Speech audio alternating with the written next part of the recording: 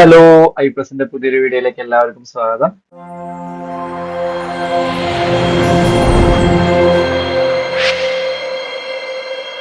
അപ്പൊ നമ്മൾ വെൽഫെയർ ഓഫീസറിന്റെ എക്സാമിന് വേണ്ടിയുള്ള പ്രിപ്പറേഷൻസ് നടന്നുകൊണ്ടിരിക്കുകയായിരുന്നു. അപ്പോഴാണ് നമ്മുടെ PSC പുതിയ റിവൈസ്ഡ് സിലബസ് പബ്ലിഷ് ചെയ്തിട്ടുണ്ട്. റിവൈസ്ഡ് സിലബസ് എല്ലാവരും കണ്ടിട്ടുണ്ടാവും എന്ന് വിചാരിക്കുന്നു. അപ്പൊ റിവൈസ്ഡ് സിലബസ് വന്നതിന് ശേഷം ഒരുപാട് പേർക്ക് ആശയക്കുഴപ്പമുണ്ടായിരുന്നു. ഇതിൽ എന്തെങ്കിലും പഴയ സിലബസിന് വല്ലതും മാറ്റം വന്നിട്ടുണ്ടോ, അതോ പഴയ സിലബസ് വെച്ച് പഠിച്ചതൊക്കെ വെറുതെ ആയോ, അങ്ങനെയൊക്കെ കുറെ സംശയം കുറെ പേർക്ക് ഉണ്ടെന്ന് അറിഞ്ഞു. പക്ഷെ അങ്ങനെയൊന്നുമില്ല. റിവൈസ്ഡ് സിലബസിന് ഒരു വലിയൊരു ഡ്രാസ്റ്റിക് ചേഞ്ച് ഒന്നും പഴയ സിലബസിന് വന്നിട്ടില്ല. ഒരു പക്ഷെ പറയുകയാണെങ്കിൽ പഴയ സിലബസിന് കുറച്ച് കുറഞ്ഞുണ്ട് എന്ന് വേണമെങ്കിൽ പറയാം എന്ന് നമുക്ക് തോന്നുന്നത് അല്ലെ.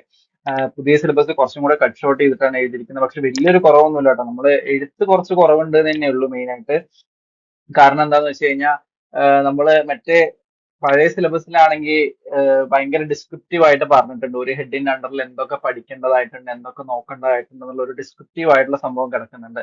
പക്ഷെ പുതിയ സിലബസ് കുറച്ചും കൂടെ കട്ട് ഷോർട്ട് ആണ്. മെയിൻ ഹെഡിങ്സ് മാത്രം കൊടുത്ത്, അല്ലെങ്കിൽ അങ്ങനെയാണ് അത് പോയിരിക്കുന്നത്. അപ്പൊ ഒരുപാട് സാധനം ഒന്നും ഡിലീറ്റ് ആയി പോയിട്ടില്ല, അല്ലെങ്കിൽ ഒരുപാട് സാധനം ഇല്ലാതെയാവും, അല്ലെങ്കിൽ ആഡ് ഓൺ ചെയ്യൊന്നും ചെയ്തിട്ടില്ല. വലിയൊരു ചേഞ്ച് ഇല്ല. ഓൾമോസ്റ്റ് ഒരു 95% സെയിം തന്നെയാണ് രണ്ടും വരുന്നത്. ഓക്കെ, നമുക്ക് എന്തായാലും ഓരോ മൊഡ്യൂൾ വെച്ചിട്ട് നമുക്ക് നോക്കി നോക്കാം. എന്തെങ്കിലും എക്സ്ട്രാ ആഡ് ആയിട്ടുണ്ടോ, എന്തെങ്കിലും എക്സ്ട്രാ കുറഞ്ഞു പോയിട്ടുണ്ടോ എന്നുള്ളതൊക്കെ നമുക്ക് ജസ്റ്റ് ഒന്ന് നോക്കി നോക്കാം. ഓക്കെ, ശരി. ഇതാണ് നമ്മുടെ ഫസ്റ്റ് മൊഡ്യൂൾ എന്ന് പറയുന്നത്, foundations and evolution of social work. ഇപ്പൊ ഇത് നമ്മുടെ റിവൈസ്ഡ് മൊഡ്യൂളിന്റെ ആട്ടോ പറയുന്നത്. ഇപ്പൊ നമ്മളുടെ പുതിയതായിട്ട് വന്നിട്ടുള്ള സിലബസ് പ്രകാരമുള്ള മൊഡ്യൂൾസ് ആണ് നമ്മൾ ഇവിടെ നോക്കുന്നത്. അത് നമ്മൾ പഴയ സിലബസിൽ എത്രത്തോളം കവർ ചെയ്ത് പോയിട്ടുണ്ട് എന്നുള്ളതാണ് നോക്കുന്നുണ്ടായിരിക്കും കേട്ടോ.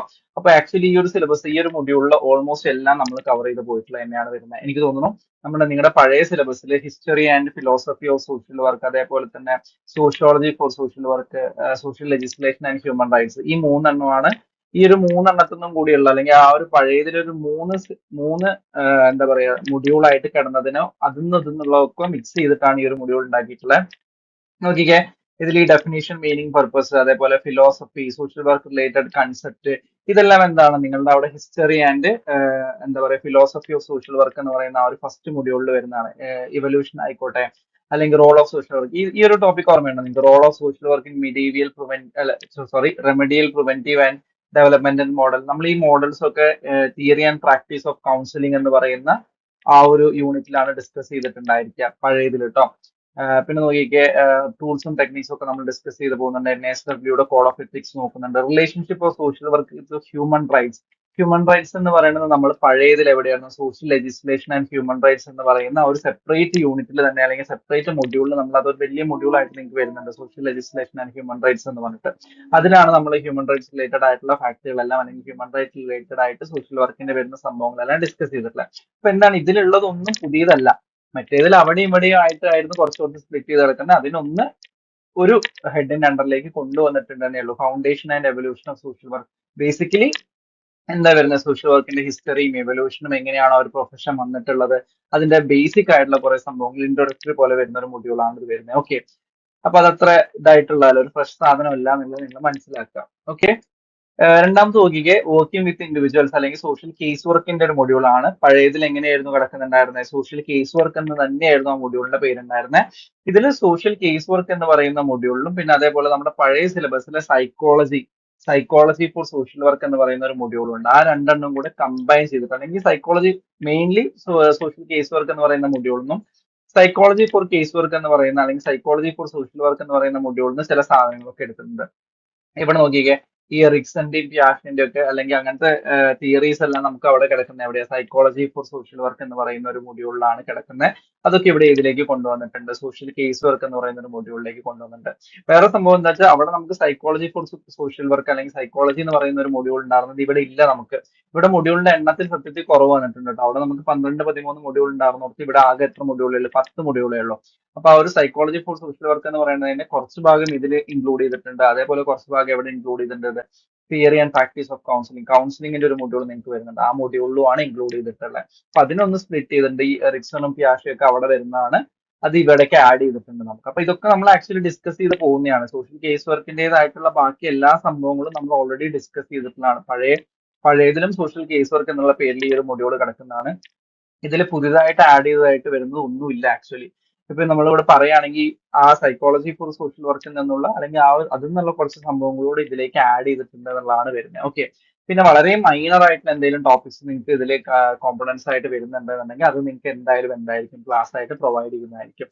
അതല്ലാണ്ട് ഒരു മേജർ ടോപ്പിക്കിൽ എന്ത് വരുന്നില്ല, ഡിഫറൻസ് വരുന്നില്ല എന്നുള്ളത് നിങ്ങൾ മനസ്സിലാക്കുക. ഓക്കെ, ഈ ഒരു മൊഡ്യൂളിൽ. ഓക്കെ, പിന്നെ വർക്കിംഗ് വിത്ത് ഗ്രൂപ്പ്സ് ഈ ഒരു മൊഡ്യൂളിലാണെങ്കിലും ഒരു വ്യത്യാസം നിങ്ങൾക്ക് വരുന്നില്ല. അവിടെ നമുക്ക് എന്തായിരുന്നു, സോഷ്യൽ ഗ്രൂപ്പ് വർക്ക് എന്ന് പറയുന്ന ഒരു മൊഡ്യൂൾ ഉണ്ടായിരുന്നു. അത് ഇങ്ങോട്ട് വരുമ്പോൾ വർക്കിംഗ് വിത്ത് ഗ്രൂപ്പ്സ് എന്നുള്ള ഒരു മൊഡ്യൂൾ ആയിട്ട് കിട്ടിയിട്ടുണ്ട്.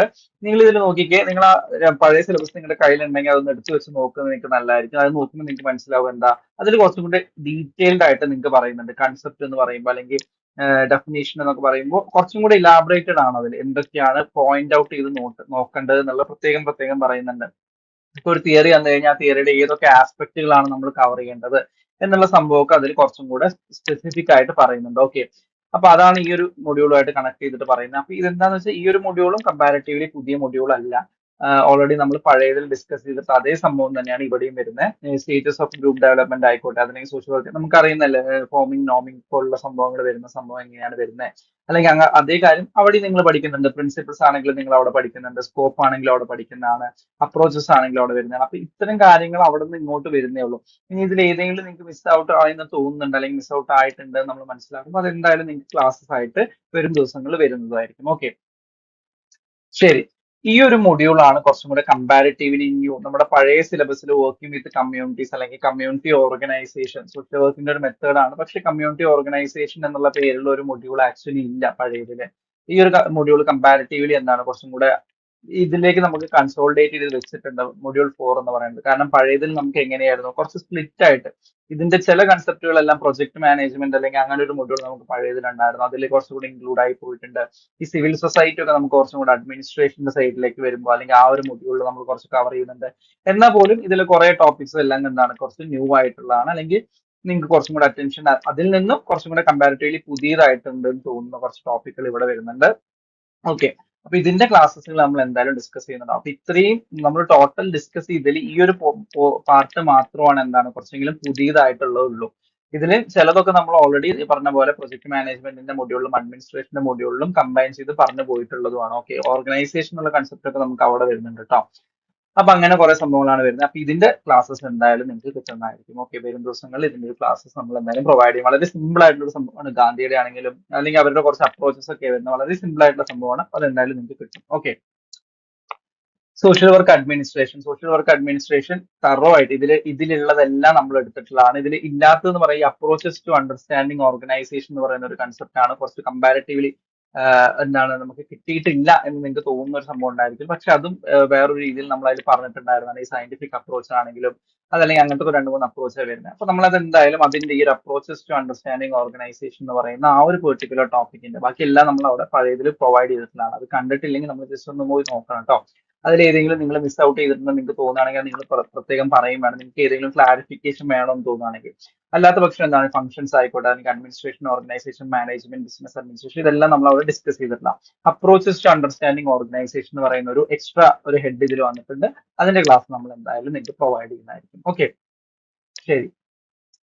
പിന്നെ നോക്കിക്കേ, social work research and statistics. ഇതിൽ എനിക്ക് തോന്നുന്നു ഓൾമോസ്റ്റ് സോഷ്യൽ വർക്ക് റിസർച്ചുമായിട്ട് റിലേറ്റഡ് ആയിട്ടുള്ള ടോപ്പിക്കുകളെല്ലാം കവർ ചെയ്ത് പോയിട്ടുള്ളതാണ്. സ്റ്റാറ്റിയുടെ ടോപ്പിക്സ് പെൻഡിങ് ആണ്. സ്റ്റാറ്റിയുടെ നമ്മൾ അവിടെയും കവർ ചെയ്തിട്ടുണ്ടായിരുന്നില്ല. അപ്പൊ അതിന്റെ സ്റ്റാറ്റി ടോപ്പിക്സിൻ്റെ വരും ദിവസങ്ങൾ ഈ ഒരു വീക്കിൽ തന്നെ നമ്മൾ സ്റ്റാറ്റിയുടെ ടോപ്പിക്കുകൾ എന്തായാലും ഉണ്ടാവും, നിങ്ങൾക്ക് അപ്ഡേറ്റ് ചെയ്ത് തരുന്നുണ്ടായിരിക്കും. അപ്പൊ സ്റ്റാറ്റിയുടെ ടോപ്പിക്കുകൾ നിങ്ങൾ കാണാൻ വേണ്ടി ശ്രമിക്കും. Introduction to statistics, differential, inferential തുടങ്ങിയ കുറച്ച് കാര്യങ്ങൾ വരുന്നത്. ഗ്രാഫിക്കൽ റെപ്രസെന്റേഷൻ എങ്ങനെയാണ് വരുന്നത്, അതിന്റെ പർപ്പസ് എങ്ങനെയാണ്, ക്യാരക്ടർ എങ്ങനെയാണ് തുടങ്ങിയ കാര്യങ്ങളാണ് സ്റ്റാറ്റിസ്റ്റിക്സുമായിട്ട് കണക്ട് ചെയ്ത് വരുന്നത്. ഓക്കെ, അതേപോലെ സോഷ്യൽ വർക്ക് റിസർച്ചിൽ എങ്ങനെയാണ് വരുന്നത്. അപ്പൊ അങ്ങനത്തെ കാര്യങ്ങളാണ് സ്റ്റാറ്റിയുമായിട്ട് കണക്ട് ചെയ്ത് വളരെ സിമ്പിൾ ആയിട്ടുള്ള കുറച്ച് കാര്യങ്ങളാണ് വരുന്നത്. അതിന്റെ വീഡിയോസ് എന്തായാലും നിങ്ങൾക്ക് ഉടൻ തന്നെ കിട്ടുന്നതായിരിക്കും കേട്ടോ. ബാക്കി റിസർച്ചുമായിട്ട് കണക്ട് ചെയ്ത് വരുന്ന സംഭവങ്ങളെല്ലാം എന്ത് ചെയ്തിട്ടുള്ളതാണ്, നമ്മൾ ഡിസ്കസ് ചെയ്ത് പോയിട്ടുള്ളതാണ്. ഓക്കെ, ശരി.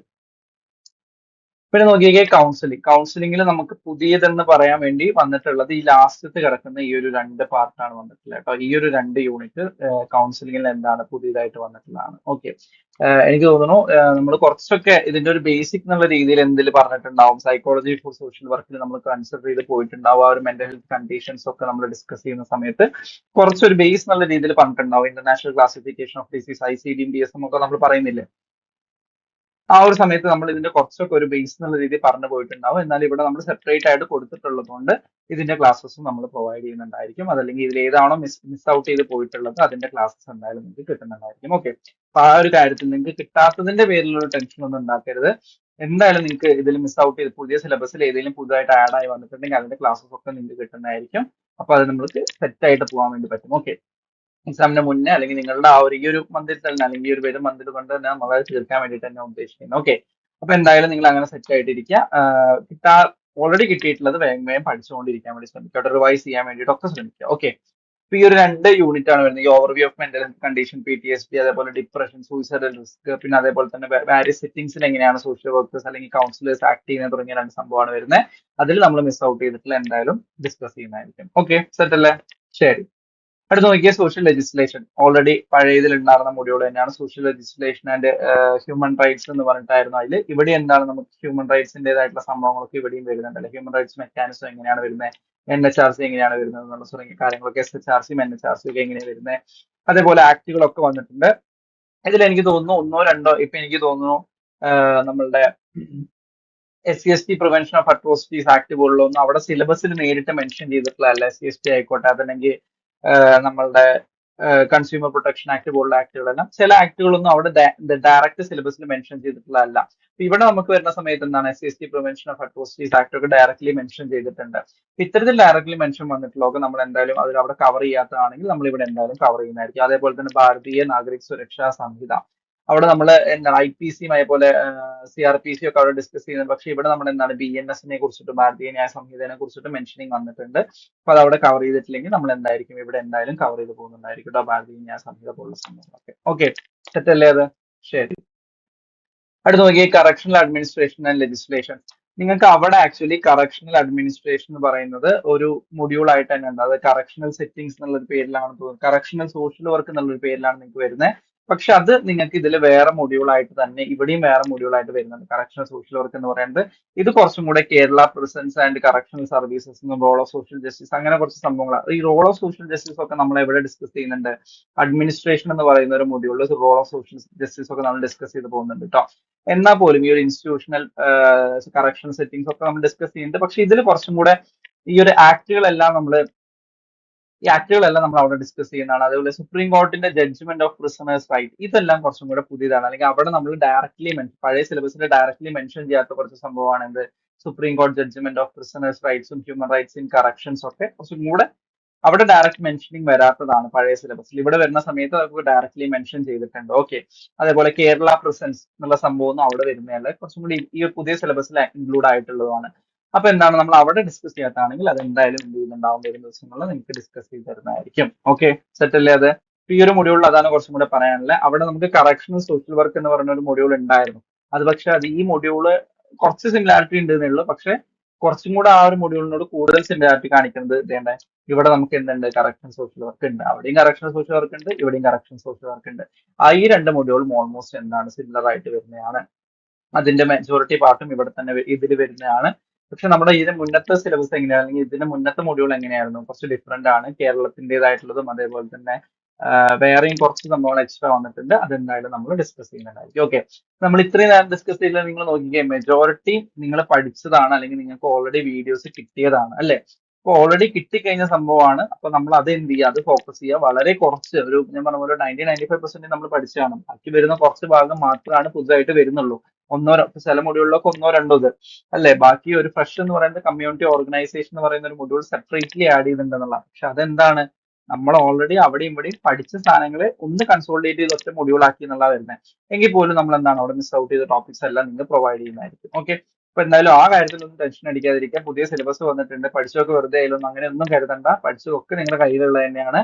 അതിൽ നിന്നും കൂടുതൽ എന്തെങ്കിലും പഠിച്ചിട്ടുണ്ടെങ്കിലേ ഉള്ളൂ നിങ്ങൾ അല്ലെ. അത് അത്തരത്തിൽ യാതൊരു ടെൻഷനും വേണ്ട. എന്തായാലും എക്സാമിന് ഭയങ്കര പോസിറ്റീവായിട്ട് പ്രിപ്പയർ ചെയ്തുകൊണ്ടിരിക്കുക.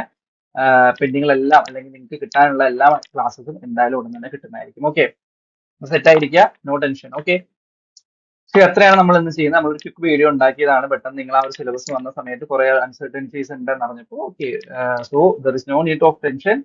എക്സാമിനെ നന്നായി പ്രിപ്പയർ ചെയ്തുകൊണ്ടിരിക്കുക. ഓക്കെ, നമുക്ക് എന്തായാലും എക്സാം ക്രാക്ക് ചെയ്യാൻ പറ്റും എന്നുള്ള പ്രതീക്ഷയിൽ തന്നെ എല്ലാവരും പ്രിപ്പയർ ചെയ്യുക. അപ്പൊ നമുക്ക് എന്തായാലും ക്ലാസ്സസ് ആയിട്ട് കാണാം. Okay, thank you.